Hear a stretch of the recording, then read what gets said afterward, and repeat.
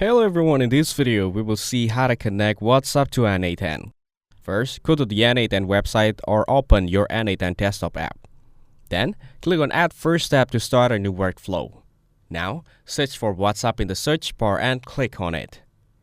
Here, you'll see a list of triggers and actions related to WhatsApp. These let you either send or receive messages. Now, click on Send Message to use WhatsApp for sending a message. Here, click on Select Credential, then choose Create New Credential. Now you'll need to enter two important things, your access token and your business account ID. These details come from your WhatsApp Business Cloud API setup. You can get them from your Meta for Developers dashboard. After filling them in, click Save.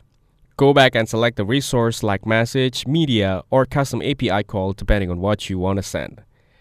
Now, select the operations such as send text, send image, etc.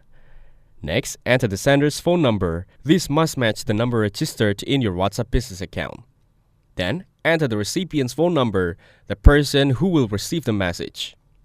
After that, select the message type from your drop-down menu, for example, text, location, or image. Now, enter the text box. This is the actual message content. Once done, go back and review everything you entered. Now, you can test the workflow to make sure your WhatsApp message gets sent properly through N8N. If it works, your WhatsApp is now connected and automated with N8N successfully. Thanks for watching. Make sure to like and subscribe for more content like this.